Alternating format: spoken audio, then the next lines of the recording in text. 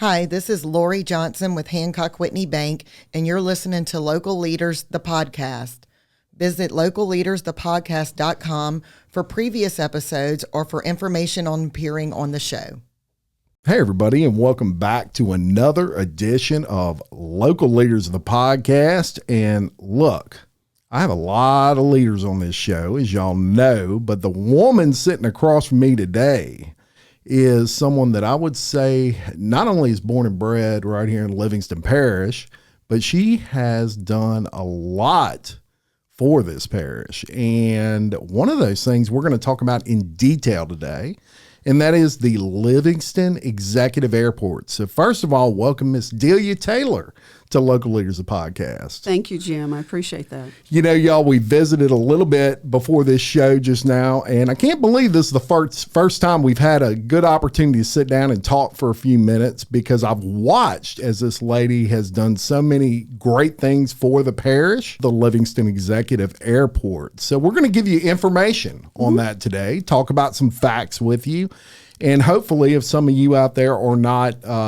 up to speed on the advantages of that and what's going on with it, where are we at with it, we'll be able to clarify those things. But before we do, I want to pat her on the back a little bit and just give you all a little bit of information on her background. She is born and bred right here in Livingston Parish, lived out in Livingston area. Big Doyle High Grad. Go Doyle Tigers. Fighting Tigers. Yeah, there you go. And you left there, you went to LSU, and you actually played for the Lady Tigers. I did.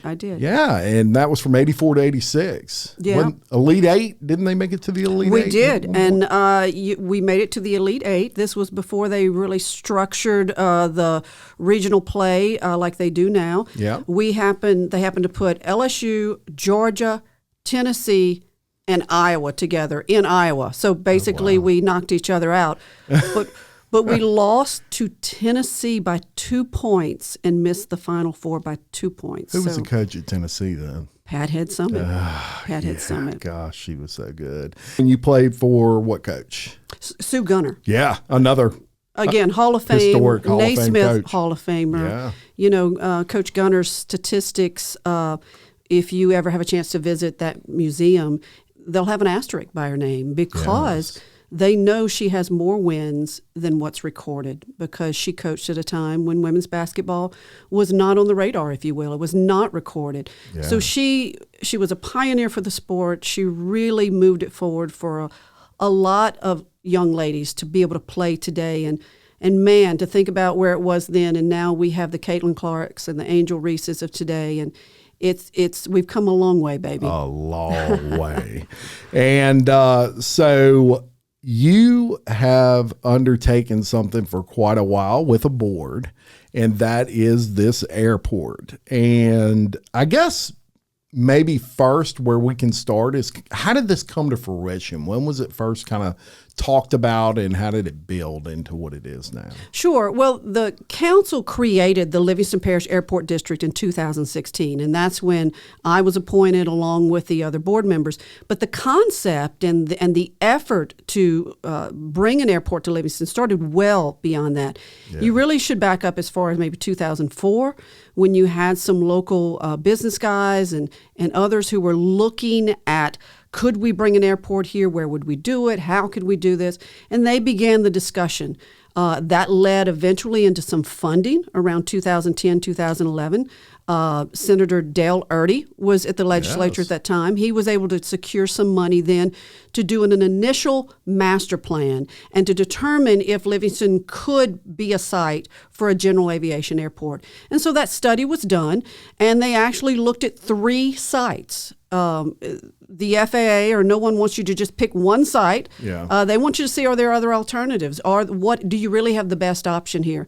And at the time, they chose 3 sites that they looked at. One was a little farther north, closer to what is now where LIGO is. And because of that research facility, that was not a good location. The second location was north of the interstate, again, just kind of north of Satsuma, in the Walker area. It was too close to the waste management site to the sanitation landfill. And a lot of sanitation landfills draw birds, and bird strikes are very serious issues in aviation. Now, it's my understanding that Waste Management uses some techniques to minimize that, but, the FAA was still saying, no, it's not going to work. Yeah. So then that meant the third site that they were looking at, and that was south of the interstate in the Satsuma area. And so they determined that that was a great location, very rural, not a lot of houses there, and again, a good location. And at the time, Weyerhaeuser owned that property, and a lot of us are very from the area, know about Weyerhaeuser. Oh, yeah. They managed a lot of forest timberland for years throughout that area, and it was a very active site. They were cultivating it for profit at the time. So again, what I'm trying to say is that property had value. And so when they looked at that site and tried to determine, well, we could put an airport there, it had a price tag on it. And Weyerhaeuser was not giving it away. And the parish did not have the money to buy the land. So then 2011 comes, it goes, the study comes, it goes, it sits, right? Until 2016. What happens in 2016, before the flood, by the way? Mr. Gary Lewis, a developer, very, very wealthy, very good businessman, bought up a lot of property in that area. And he began to hear the rumors and whatnot that, hey, Livingston's looking at wanting to put an airport out there, and began talking to our leaders at that time. Conversation sprung up. Hey, Mr. Gary, do you think you would give us some land for that? Well, he said, yeah. Wow. And we were very fortunate that not only That's huge. It's huge. Not only is he a developer and a businessman and capable of giving that type of donation, but he was an aviator in the war and still loves to fly today. So he had a love for the industry. And so then there we are. And that's when the council created the Livingston Parish Airport District and said, hey, we think Mr. Gary will give you some land. Go figure it out. And that's how we started. There you go. And look, no easy task. Now you have the land, but you've got to implement a lot of things along the way. And I guess before we go any further, maybe let's explain what the difference is between a general aviation airport and Baton Rouge's Metro Airport, for example. Sure, because most of us are not familiar with general aviation airports. If we fly, we're going to Baton Rouge, New Orleans, certainly going through it, Atlanta, Dallas, that sort of thing. So we're very familiar with the larger airports. That is not what this is going to be. It is a general aviation airport. The technical description would be this, that we would not have scheduled flights. Again, think about it. You pull up a schedule online and you book your flight. They have them at 10 a.m., at noon, whatever time it may be. You're able to book a scheduled flight each day of the week, however it may work. Right. GA airports do not have scheduled flight service. That doesn't mean they don't have services for hire. You could hire a charter flight or something like that, but they do not have scheduled air flights. The other thing is we don't have the big guys. So the airports, again, that we're familiar with, the Baton Rouges and the New Orleans, have the larger 747s and those type of aircraft and large cargo aircraft and large military aircraft. Sure. We're in the middle.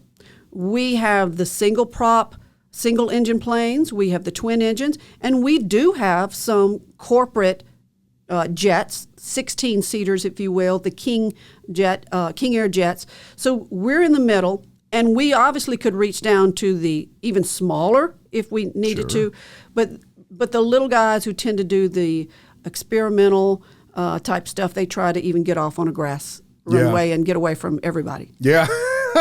There you go. And so that hopefully that'll answer some questions there. Now, we're one of only 2 parishes, I believe it is, that don't have an airport. That's right. Now. It's just us in St. Helena. Not only are we one of only 2, but we're the fastest growing parish. Yeah. For how many years?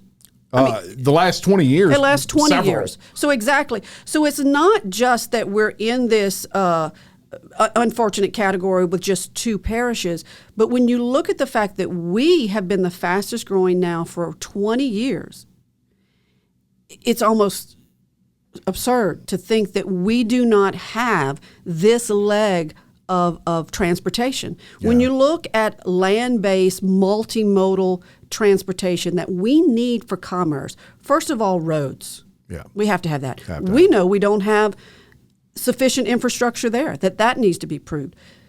Rail. We have a major rail line that runs through us that contributes tons of money to our commerce, but we're missing air. Yeah. And we need that.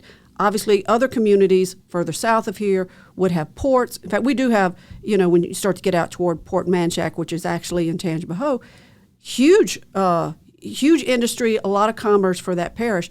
We don't have that access, but we do have potential for obviously road, rail, and air. Yeah, and you brought up growth, and we're the fastest growing parish in the state and have been for quite a while.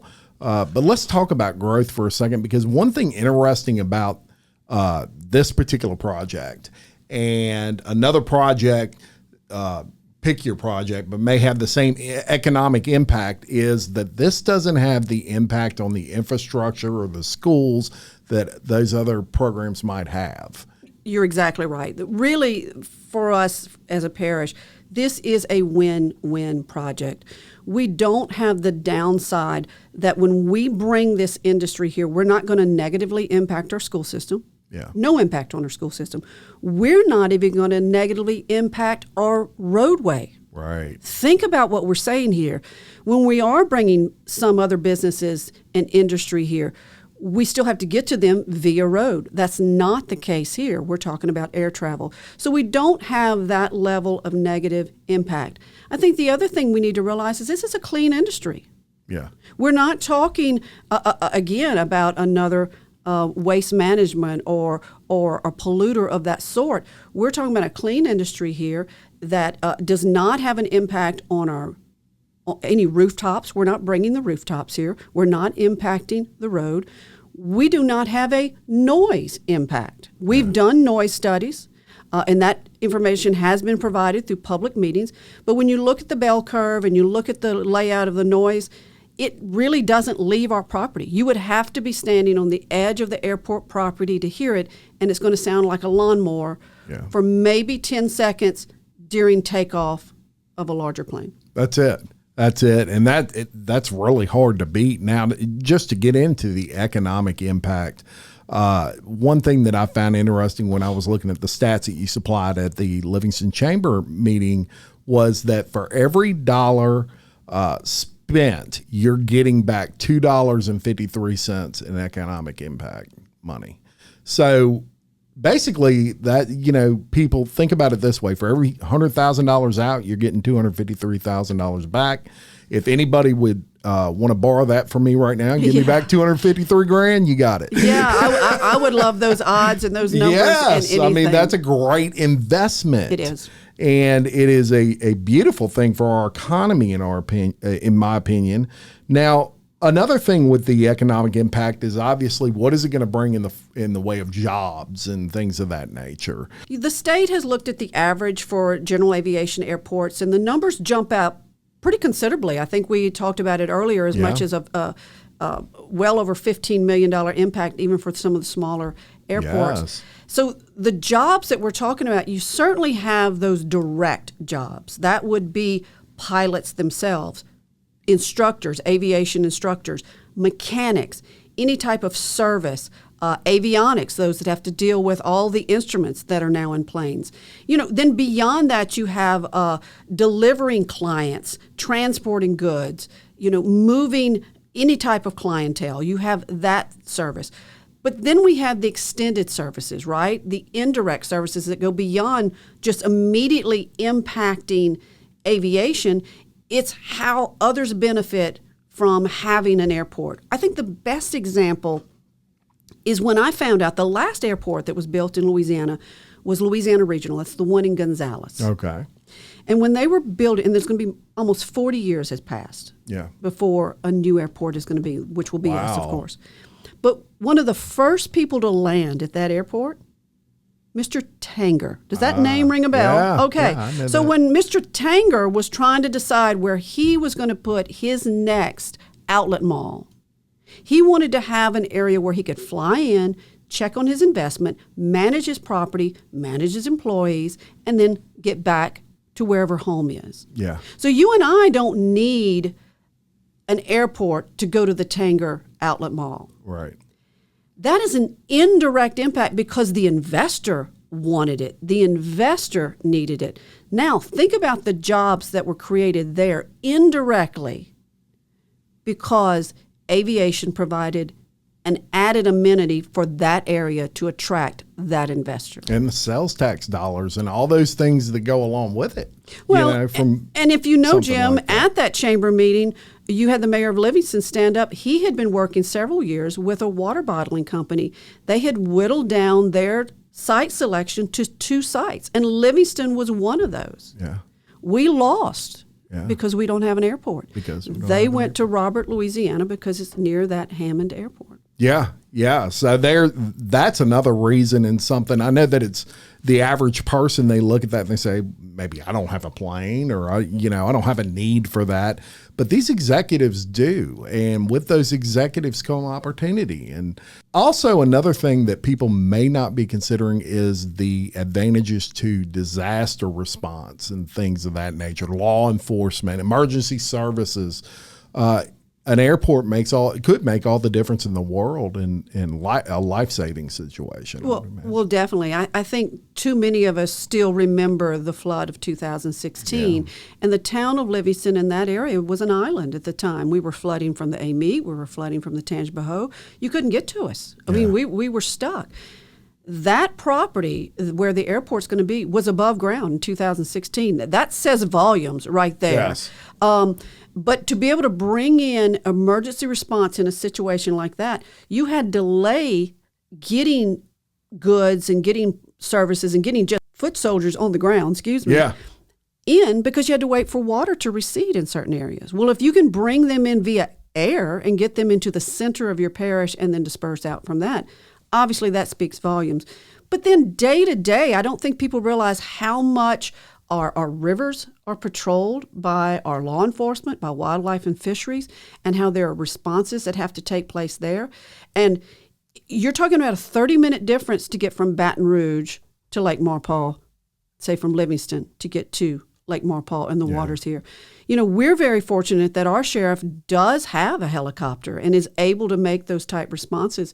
But even a fixed wing airplane decreases the cost for them and can be just as efficient in monitoring, again, in an emergency, even monitoring escape or a flight where you have a car chase or something. Yeah. So aviation can be used in a lot of ways for that we certainly see as a huge benefit down the road. Yeah. You serve on a board. Tell us about the board. How has the process came along as far as the challenges are concerned, I guess I'm trying to say. So the board was created in 2016. There are 9 members. The members are appointed by, there are, I think, 4 that are appointed by the council. Okay. There's 1 by the parish president. I'm actually the parish president's appointee. Yeah. Then there's someone from the sheriff's office, someone from Fire District 4, and then our state rep and our state senator have appointments. So those are the 9 appointees. That's who makes the appointments, and then they serve in staggered terms. Yeah. So that's how we came to be. Are they volunteer appointments? Oh, totally volunteer. Nothing's paid at all. That's a lot of work. So you got to love your parish to be doing that. Yeah, again, I think if I'd have really known what the magnitude of this task back in 16, I probably wouldn't have signed on. Thank God you did. But it's just one of those things that as I know we've gotten involved and we see the potential and we see what's happening elsewhere, we're like, we got to have this. Yeah. This is too good not to have for Livingston. And every time we visit somewhere, we're like, why not Livingston? Yes. Why not us? We deserve to have tax dollars invested in our parish. We deserve to have airline fees reinvested in our parish. We deserve to have investors come into our parish and create good paying jobs for our kids. We need new career opportunities for our kids. So 100%. Why not Livingston? Why not Livingston? And I'm 100% with you on that. And you brought up career opportunities, and there are a lot in that industry. And look, shout out to Live Oak High School, who has a aviation program at their STEM center, I believe. That's right. And Walker, I know, is planning on some opportunities. Southeastern at Livingston's, what's right next to them? Yeah, their Literacy and Technology Center. But but you also have the North Shore Technical College right there. Yeah. So, that's one of the things we've realized is when the education community is starting to invest in certain careers, it's because they're looking at trends and they're looking at opportunities and they're wanting their students to be able to leave their campus and start something even better, right? So Live Oak has already opened a STEM center there, and aviation is a huge part of it. They already have 60 kids enrolled in the aviation curriculum. Yeah. We've been talking to Walker about providing an actual pilot school. These kids can go through their entire ground school as a course, and then maybe work in their extra hours to take some flight time and get their pilot certification. Yeah. At the same time, we got North Shore Technical College has talked to our legislative leaders about adding an aviation curriculum there as we open our airport. Yeah. We know that Baton Rouge Community College has an aviation mechanics curriculum. That is at the campus just north of Central, closer to Baker. If you go up above Lovett Road, that's where it's located. And I'm going to tell you, a hidden treasure nationally is Louisiana Tech. They have an outstanding aviation engineering program that's one of the best in the country. So we have the educational resources within arm's reach. Yes. We just need the facility now to take full advantage of that. I agree 100%. My dream for this parish, for as long as I can remember, was I wanted to see Livingston Parish get away from a bedroom community and be to where you not only live in Livingston Parish, but you work there, you sleep there, you play there, and all those sorts of things. And these type of projects enable that to be a possibility. Hey, if you want to be an airplane mechanic, you can work right here in Livingston Parish at that airport, and that can be your job, and you can live here and you can spend all your time here and not have to cross that bridge. That's a beautiful thing. And another little fun fact here that I picked up doing some research on this is the number one job in the United States for non-4-year degreed people. So if you had a 2-year degree, for example, associate's degree, is air traffic controller. The entire United States, $134,000 a year starting pay. So not only is the aviation industry something that is advantageous from a standpoint of tax dollars and things like that you get coming in, but it's also advantageous as careers for people and options. And if you're in the aviation industry, it's because you love it. You love to fly or you love to work on planes and things like that. We need to give our people an opportunity to do that. And typically we find that careers within that field are high paying. Why? Yes. Because it's serious. Let's be honest. If the mechanic not that the mechanic on your car is not expensive as well, at least mine are. Yeah, but, mine too. But if the car breaks down, somebody can come pick you up over on Airline Highway or wherever it is that you are. That doesn't work in airplanes. Okay, right. We know how serious that has to be and how good you have to be, and make sure that you check all the boxes there. So it's a very high-paying industry. There's a shortage in a lot of the areas. So there's real opportunities for our kids. There really is. And look, I've looked over this project from top to bottom. It is impossible for me to find a negative to this. I don't think we would ever have this opportunity again. I think it's something that, there's certain times in life where you have the right people in the right place at the right time and something happens that's really difficult to achieve. I see that with this project. Y'all have done just a phenomenal job on it. Now, you got the 242 acres. The drainage studies are all done, I would imagine, by now. The layout plans, all those sorts of things.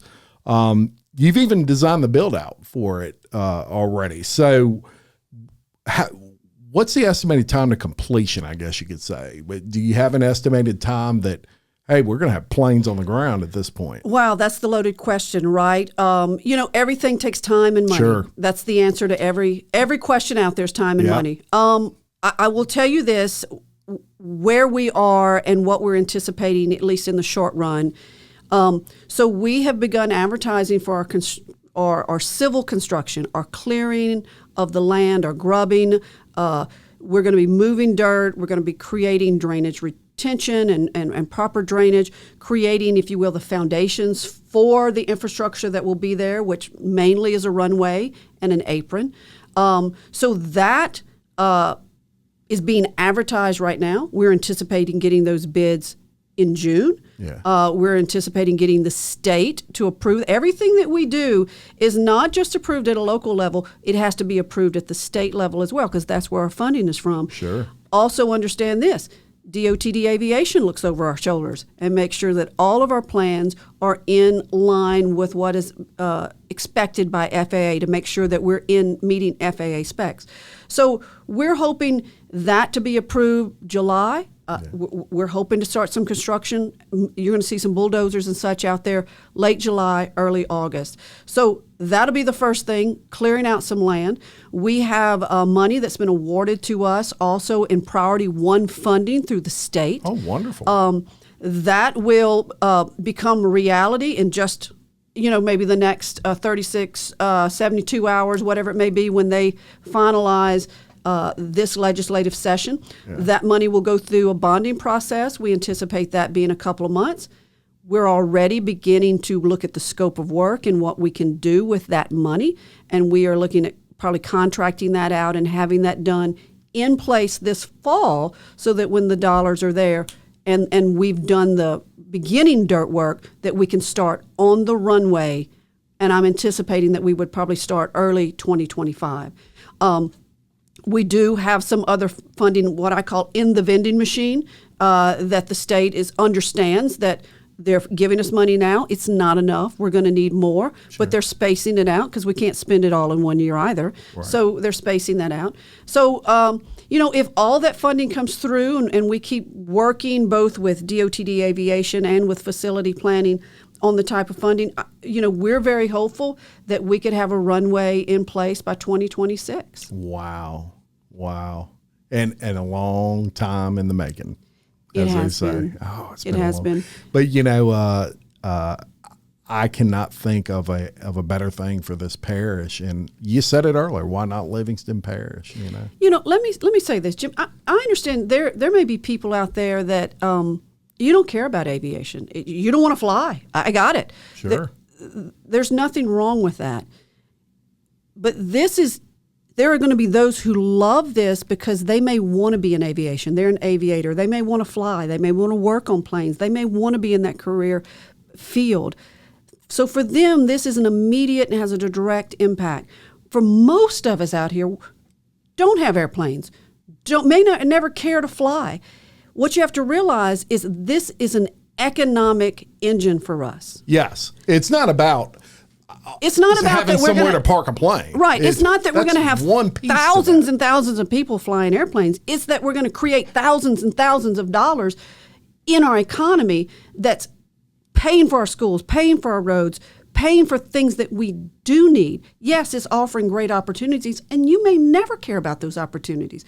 But in the meantime, it's a revenue generating source that is clean industry. Yeah. It's in a very rural setting. We are not impacting the schools. We are not impacting the roads. And our return on dollars invested it's huge. is huge. Yeah. It's huge. It's like I've told people, you may not have an airplane, but I bet you don't own a rail car or a train engine either. Right. But we have a major rail line that runs through this parish that contributes millions to our economy, our local economy. It's a huge part of our commerce. Absolutely. Same thing with this airport.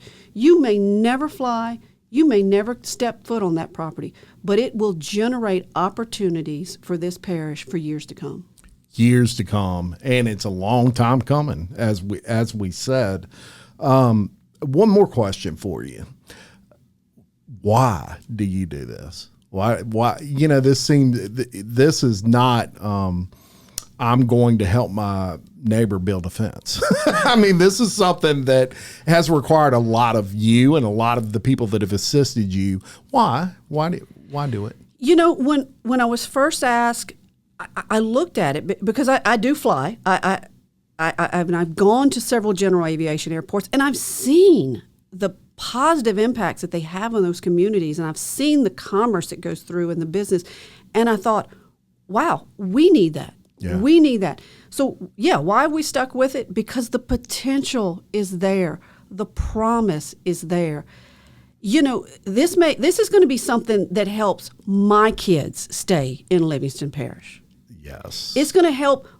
So my grandkids are here one day. And that if your grandkids want to fly or be a mechanic, or again, if they want to have nothing to do with aviation, but they want to get a job because those involved with aviation are buying at your business. They're buying at your restaurant. They're buying at your gas station. They're going to your dry cleaner. They're buying at your local Napa Auto Parts. It doesn't matter. We want the business here. I've heard people say, well, you can go to Baton Rouge and you can go to Hammond. Yeah. Yeah. And your dollars go to Baton Rouge and your dollars go to Hammond. That's right. And when you follow that philosophy, make sure you buy your lawnmowers from the Home Depot in Baton Rouge or from the hardware store in Hammond. Go buy gas over on Sherwood Forest or over in the middle of Hammond. It's the same philosophy. You can, but your dollars follow. That's right. What we want are dollars invested in this parish. This project really is twofold. For the aviation industry and for that community, we're supporting the state aviation system. We're bringing a new airport on board that meets the demand of aviation and strengthens the aviation service for all the things we said, emergency response, better transportation, whatever it may be. But really for Livingston Parish, this is not really a transportation project. This is an economic development project. Because for most of us, this has more to do about dollars staying here than necessarily the convenience of travel. Yeah. Yeah. I love it. It's a great point.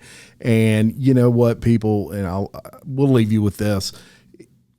When you have infrastructure issues that you're trying to fix and certain things about your community that you're trying to fix relative to that, it requires money, and those money can only be generated certain ways. And one of those ways that to me is almost flawless. I mean, it's hard to find a negative is what you're doing right now and what is going to take fruition here in Livingston Parish, barring some unforeseen event.